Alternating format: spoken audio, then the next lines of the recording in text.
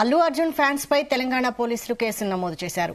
Bunny arrest తర్వాత CM Revanth రెడ్డిపై కొందరు అనుచిత పోస్టులు పెడుతున్నారు. ఈ నేపథ్యంలో సోషల్ మీడియాపై హైదరాబాద్ సైబర్ క్రైమ్ పోలీసుల ఫోకస్ పెట్టారు.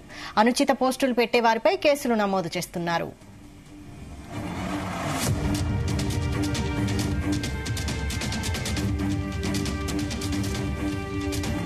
ఈ అంశంపై మరిన్ని details crime bureau chief Raviteja అందిస్తారు. రవితేజ,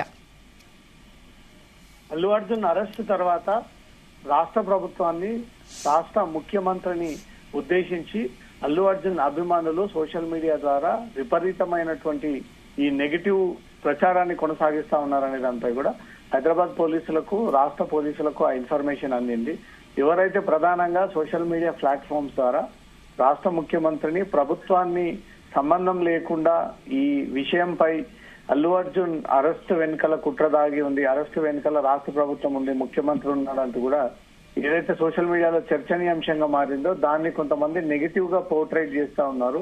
తీవ్ర ప్రచారం చేసి రాష్ట్ర ప్రభుత్వానికి, ముఖ్యమంత్రి యొక్క ప్రతిష్టను దెబ్బతీసేటువంటి ప్రయత్నాలు చేస్తా ఉన్నారు అన్నట్టుగా కూడా హైదరాబాద్ పోలీసులు, ముఖ్యంగా సైబర్ క్రైమ్ పోలీసులు వీటిపైన దృష్టి పెట్టి ఇప్పటికే అల్లు అర్జున్ అభిమానుల పైన కేసులు నమోదు చేసినట్టుగా తెలుస్తోంది.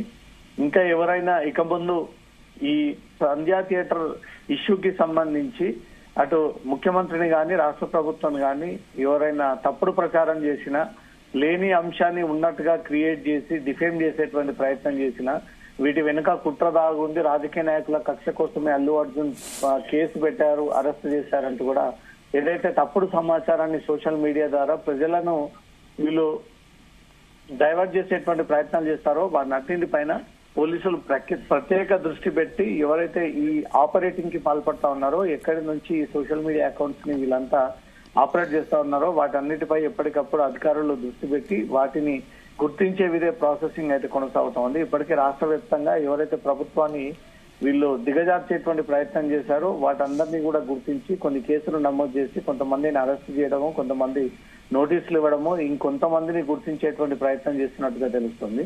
అల్లు అర్జున్ సంధ్యా థియేటర్ కి సమాచారం లేకుండా వెళ్లడము, 50 మంది బౌన్సర్లను పెట్టుకొని వెళ్లడము, అక్కడ అల్లు అర్జున్ వచ్చినటువంటి వెంటనే ఫ్యాన్స్ అంతా కూడా కోలాహలం చేసుకుంటున్నటువంటి క్రమంలో బౌన్సర్లు, ఇటు పోలీసులు లాఠీ చార్జ్ చేసినటువంటి కారణంగా ఒక మహిళ చనిపోవడము, ఒక బాలుడు ఆసుపత్రిలో చికిత్స పొందుతున్నాడు. ఇదే కేసు పైన అల్లు అర్జున్ ని అరెస్ట్ చేసి రిమాండ్ చేసిన తర్వాత అతను బెయిల్ వచ్చినటువంటి వెంటనే ఇదంతా కూడా ప్రభుత్వం, రాష్ట్ర ముఖ్యమంత్రి ఆడుతున్నటువంటి నాటకం అంటూ కూడా తప్పుడు ప్రచారాన్ని చేసి ఈ కేసుని, ఈ ఘటనను రాష్ట్ర ప్రభుత్వానికి అంటగట్టించి దాని ద్వారా ప్రభుత్వ పరువుని దిగజారేటువంటి ప్రయత్నాలు చేస్తా ఉన్నారన్నట్టుగా కూడా సైబర్ క్రైమ్ పోలీసులు వీటిపైన దృష్టి పెట్టి దాని మానిటరింగ్ కొనసాగిస్తా ఉన్నారు.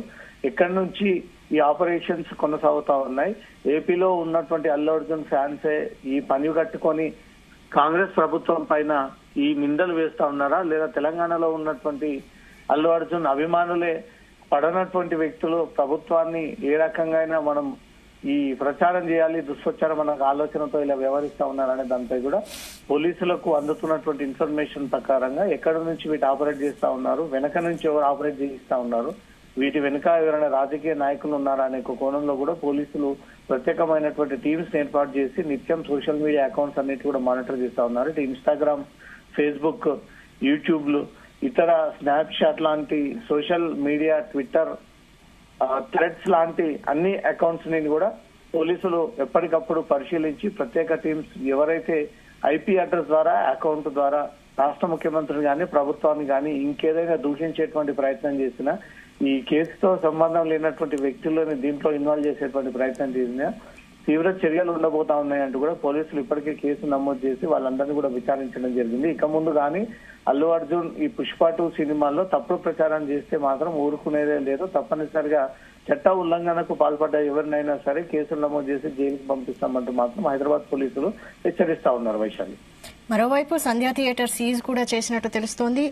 అలాగే ఇప్పుడు కేసులు పెట్టిన వారిని అరెస్ట్ చేసే అవకాశం కూడా ఉందా?